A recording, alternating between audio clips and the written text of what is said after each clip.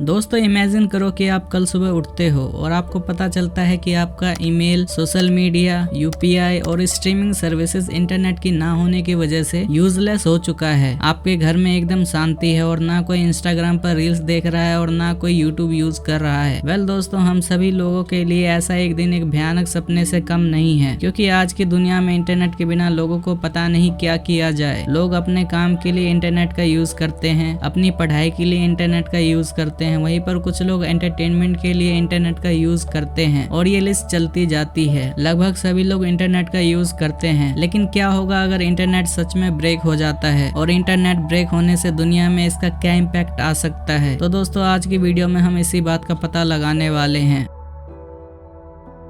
दोस्तों internet modern life का backbone है। इंटरनेट का यूज ना ही सिर्फ हम एंटरटेनमेंट या फिर कम्युनिकेशन के लिए करते हैं, बल्कि internet global economy, health care system, education और गवर्नमेंट के लिए भी काफी जरूरी है। दोस्तों ग्लोबल इकोनॉमी में इंटरनेट का बहुत बड़ा रोल है। लोग अपनी जॉब्स के लिए इंटरनेट का यूज करते हैं, जैसे online teaching, remote jobs, course selling, digital products और भी बहुत कुछ, जो कि ग्लोबल इकोनॉमी को आगे पुश करता है। दूसरी तरफ दोस्तों एक टाइम था जब काफी विलेज में कॉलेज या फिर स्कूल ना होने की वजह से वहाँ के लोग अनएजुकेटेड रह जाते थे। अगर कोई सच में पढ़ना चाहता था तो उसको कोई और गांव या फिर शहर में शिफ्ट करना पड़ता था, जिससे लोगों का एक्सपेंस बढ़ जाता था। जबकि अब इंटरनेट की वजह से लोग कहीं से भी अपनी एजुकेशन कंप्लीट कर सकते हैं। इंडिया में बैठे लोग हार्वर्ड और MIT जैसे कॉलेज की डिग्री घर बैठे कर रहे हैं, वो भी काफी लो फीस पर। इंटरनेट की वजह से किसी को कुछ स्किल सीखना होता है तो वो आराम से इंटरनेट की हेल्प से सीख सकता है। वहीं पर बात करें गवर्नमेंट की, तो दोस्तों एक टाइम था जब सरकार कुछ पॉलिसी बनाती थी, लेकिन इनकी डिटेल सभी लोगों के पास नहीं जाती थी। लेकिन अब ऐसा नहीं है। इंटरनेट की वजह से अब सरकार कुछ भी अनाउंस करती है तो वो सभी लोगों के पास पहुंच जाती है। दोस्तों कुछ एक्सपर्ट कहते हैं कि इंटरनेट अब उतना ही जरूरी है जितना हमें पानी की जरूरत है। इंटरनेट सिर्फ एक नेटवर्क नहीं है, बल्कि एक इकोसिस्टम बन चुका है। लेकिन क्या होगा अगर ये सिस्टम कोलैप्स हो जाता है?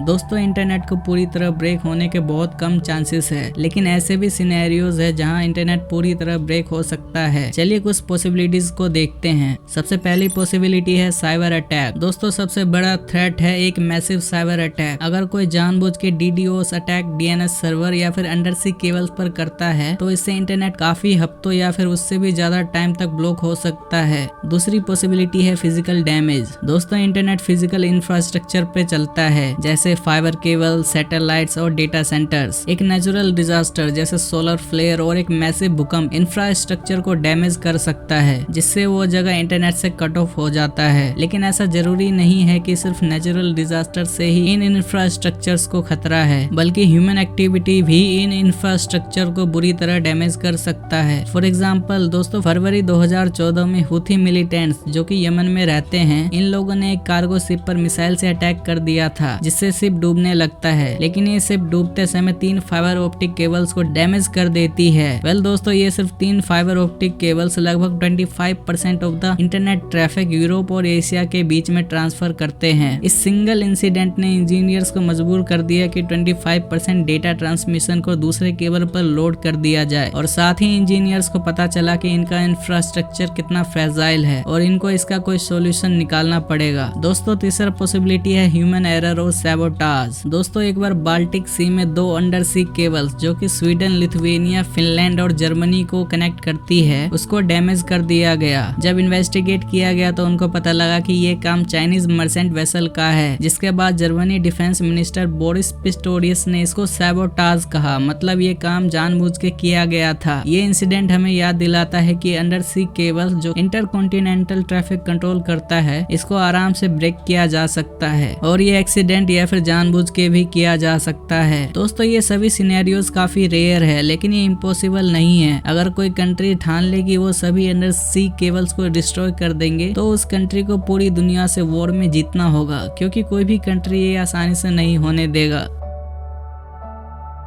दोस्तों अगर इंटरनेट सच में ब्रोक हो जाता है तो कुछ घंटों के अंदर ही केओस मच सकता है।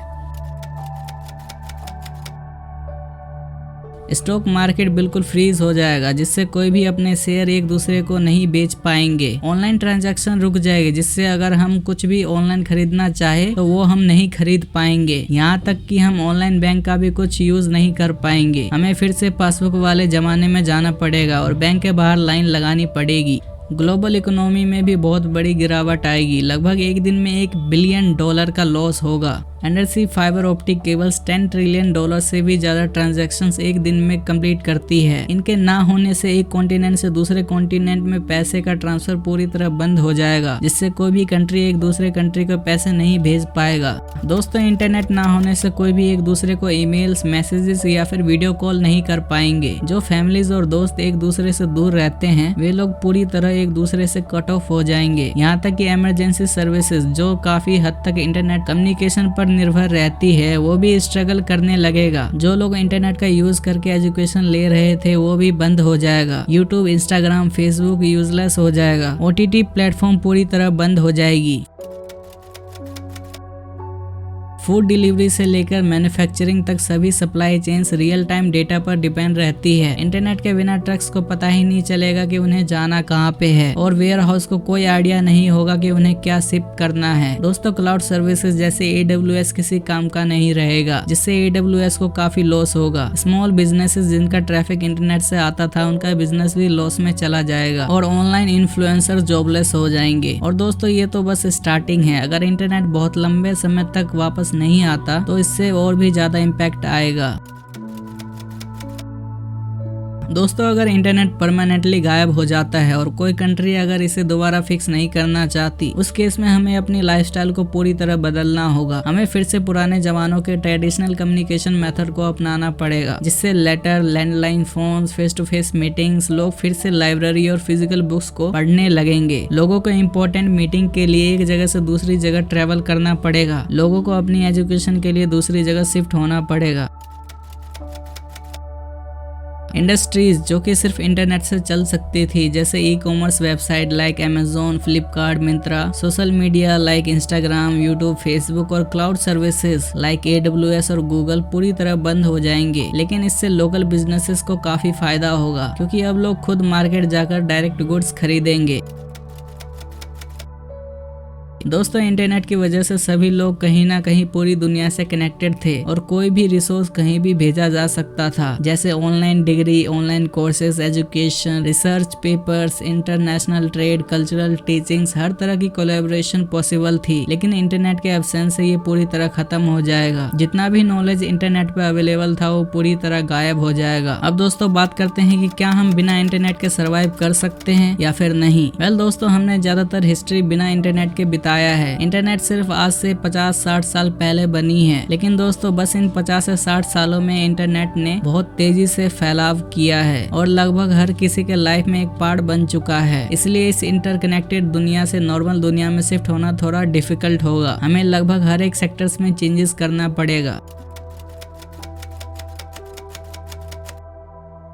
अब दोस्तों, क्योंकि इंटरनेट सच में आज के जमाने के लिए बहुत इंपॉर्टेंट है, इसलिए इसको ब्रेक होने से बचाना भी बहुत जरूरी है। इसलिए रेड सी इंसिडेंट के बाद नेटो ने डिसाइड किया है कि ये लोग अंडर सी केबल्स जो कि 95% ट्रैफिक कंट्रोल करती है, इनका ट्रैफिक किसी और सेफ मीडियम से किया जाए, जिससे इंटरनेट का कोई डेंजर ना हो, जैसे सैटेलाइट। लेकिन दोस्तों, अंडर सी केबल्स 1 सेकंड में 340 टेराबाइट डेटा सेंड कर सकती है, वहीं पर सैटेलाइट 1 सेकंड में सिर्फ 5 GB डेटा सेंड कर सकती है। दोस्तों, सैटेलाइट इंटरनेट वेदर से भी काफी इन्फ्लुएंस होता है, जिससे हमें हजारों सैटेलाइट की जरूरत पड़ सकती है। वेल दोस्तों, इसके लिए नेटो ने एक नया मिशन लॉन्च किया है, जिसका नाम है hybrid space submarine architecture ensuring InfoSec of telecommunication. इसको शॉर्ट में हाइस्ट कहते हैं। ये मिशन इंटरनेट को सेफ रखने में हेल्प करेगा। दोस्तों, आगे और भी ऐसी इंटरेस्टिंग वीडियो देखने के लिए चैनल को सब्सक्राइब जरूर करें। मिलते हैं किसी और वीडियो में।